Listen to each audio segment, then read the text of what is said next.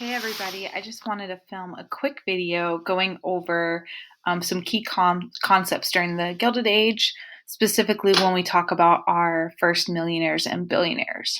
So, of course, we are in the Gilded Age. This starts around the 1860s and takes us all the way to the 1890s. This is really characterized by industrialization and all the positive and negative that come with that. Remember what it means to be gilded. Remember why this time period is called that. Gilded means to be covered in gold, covered thinly with gold, but not to be made of gold. So when we look at the Gilded Age, we're going to see a lot of advancements, a lot of amazing, wonderful things, but we're also going to see some problems that are lying underneath. We will eventually get to the Progressive Era, which is kind of its sister time period, because all those problems that occur in the Gilded Age, the Progressive Era is going to try to solve them. So we will get to that later. When we look at the major themes of the Gilded Age, you want to make sure you do that assignment called Gilded Age Overview. It really is an overview of all of these different themes. Industrialization probably being the biggest theme because it kind of affects all the others. Politics, filled with a lot of greed, patronage, and trust. Thinking about who really has power in the government during this time. This concept of laissez-faire government, that's in the assignment. Industrialization causes urbanization, which is the development of cities in our country. You may think of America as being a very urbanized society today, but we were not always that way. So there's reasons you need to know why people are moving into the cities, what is life like in the cities, and how that is directly correlated to industrialization. Then we get immigration. This is, of course, a huge topic for the Gilded Age. Industrialization causes this massive wave of immigration to come in.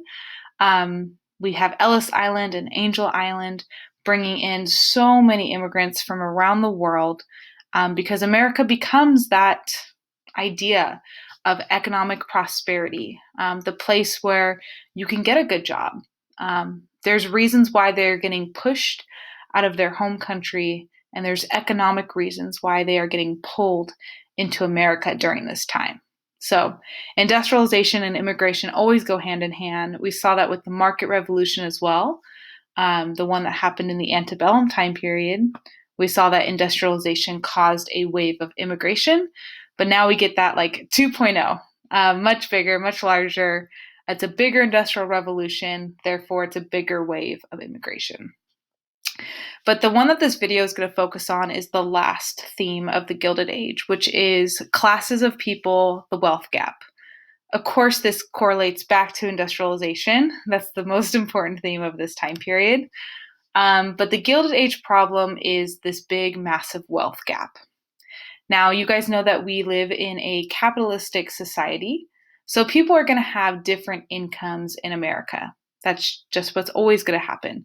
There's always going to be poor, middle class, and lower class.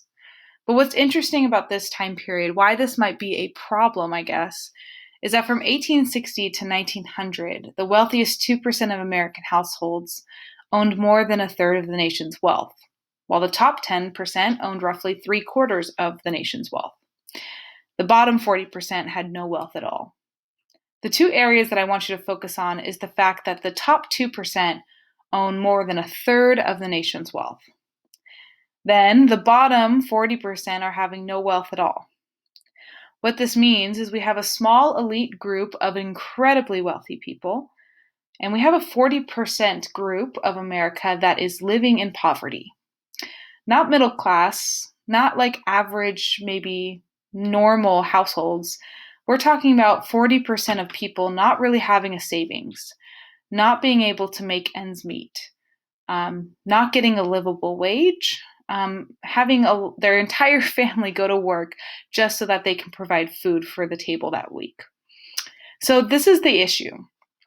This might be the Gilded Age problem. And the Progressive Era will try to address it. They will try to do things that maybe distribute the economy, help out the entire nation a little bit better.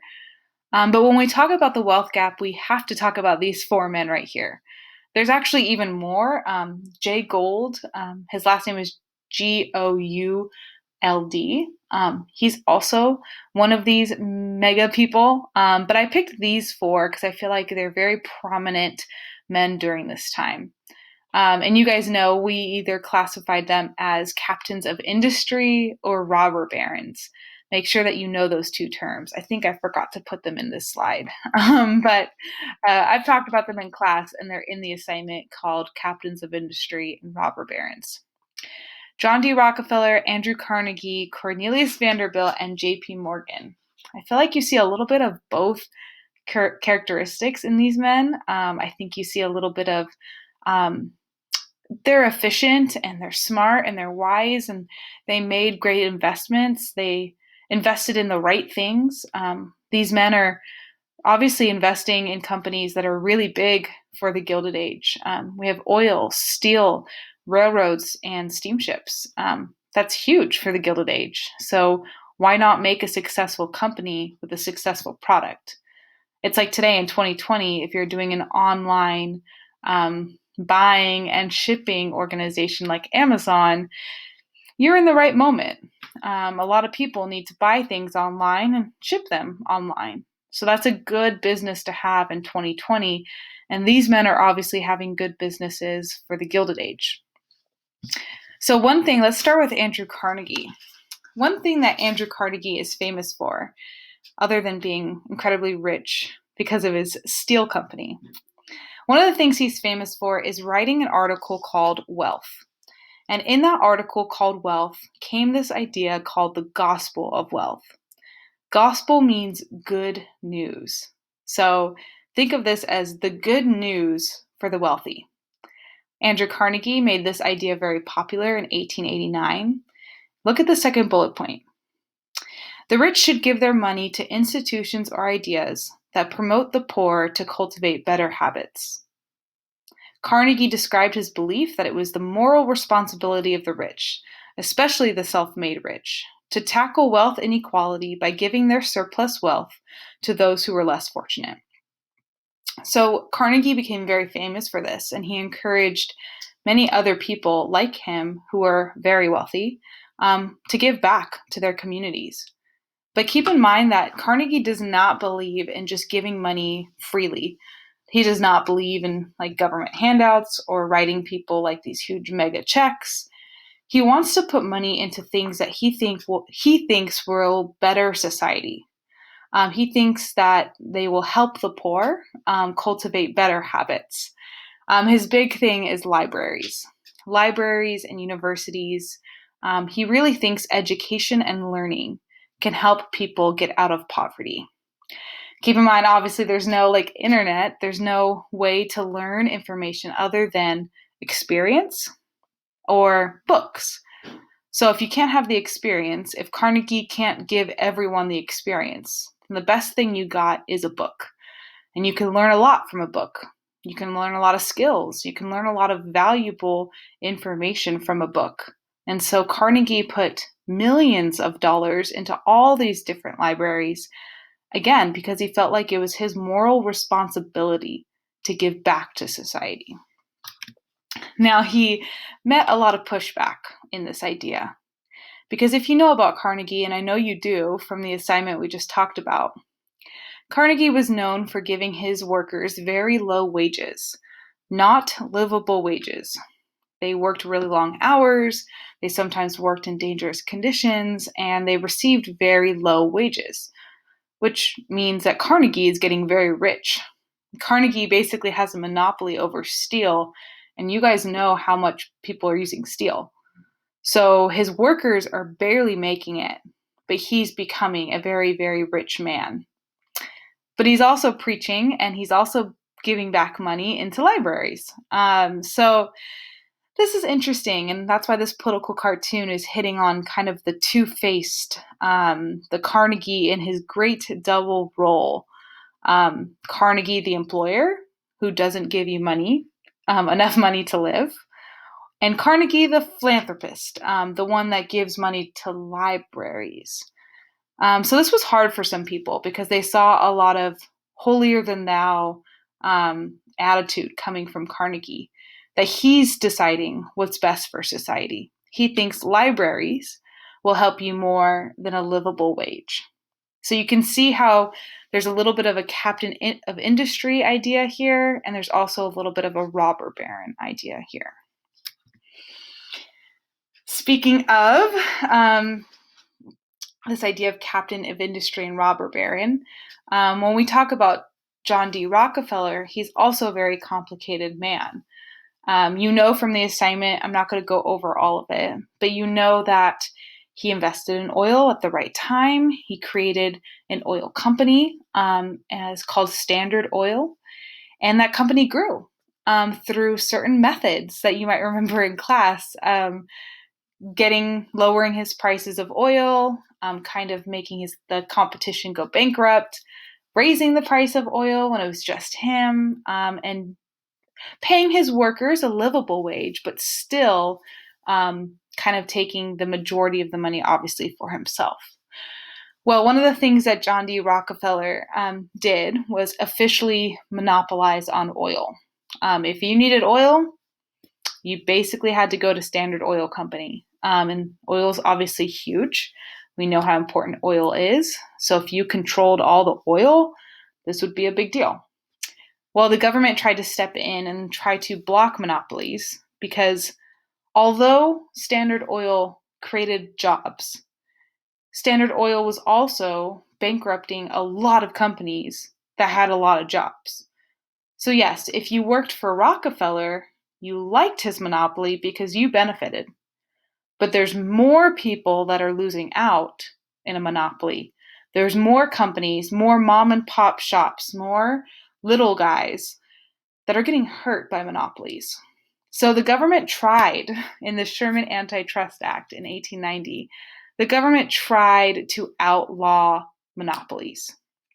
However, John D. Rockefeller, of course, is going to find a way to get around that. John D. Rockefeller split up Standard Oil into all these little companies, but still had control over all of them. And what this political cartoon is kind of showing you about Rockefeller is that he's the one in charge. He has the government in the palm of his hand. He has the government in the background that has all these big oil refinery things popping up. But what this political cartoon should be telling you is that John D. Rockefeller and all the other people that have trusts and monopolies, they're the ones that have political influence in America during this time. This political cartoon dives a little bit deeper into potentially him being a robber baron. Now, I remember in class, a lot of you guys thought that him cranking up the price of oil when he was the only one left. A lot of you guys said that that was captain of industry. That was smart. That was strategic. Well, if you were an oil company at the time, or if you were someone buying oil, you would have felt abused by this kind of trick. And so clearly the person who made this political cartoon thinks of Rockefeller as a robber baron. They drew Standard Oil as this like angry octopus that is wrapping its little tentacles around all these different things. We see the government being wrapped up and controlled. We see little pictures of oil refineries. That might be the other companies that Rockefeller is basically making go bankrupt. And then we see people in the very front of the photo, top, maybe the bottom right side. People are being kind of strangled by Rockefeller.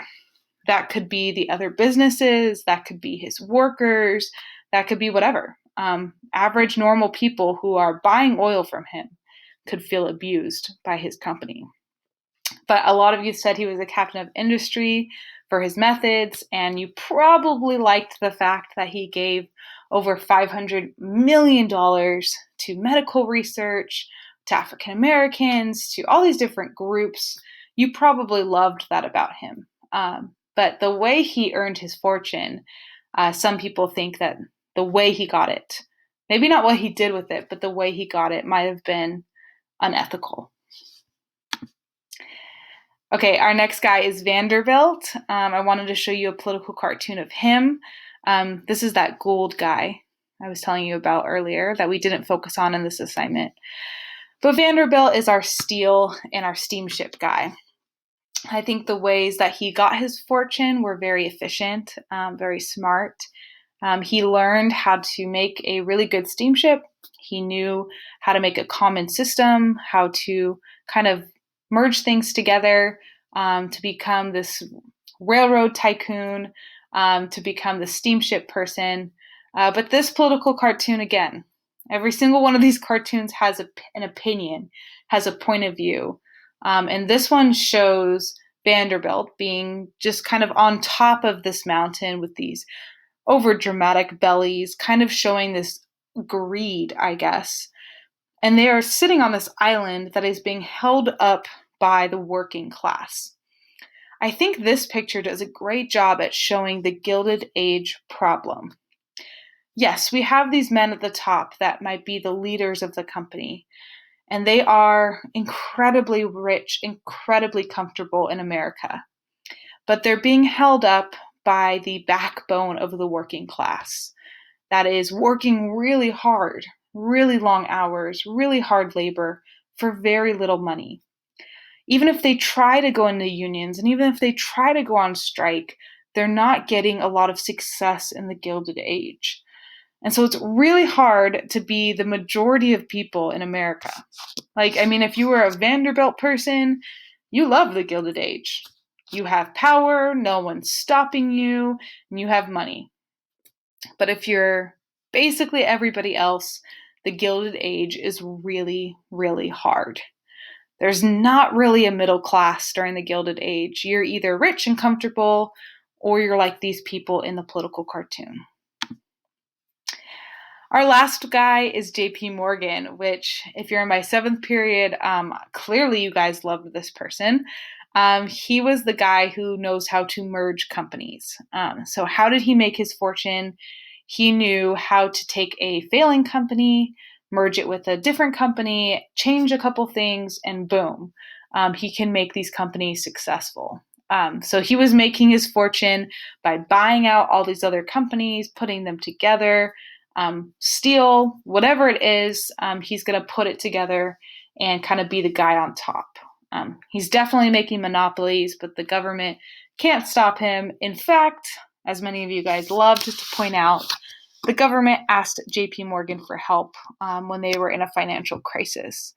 JP Morgan definitely took advantage of that. He helped the government, and it ended up getting more money later after the government had to pay them back. So JP Morgan, again, is one of these people that has captain of industry elements and a little bit of robber baron. If you look at how he donated or spent his money, that could be a thing. But a lot of you thought he was a captain of industry.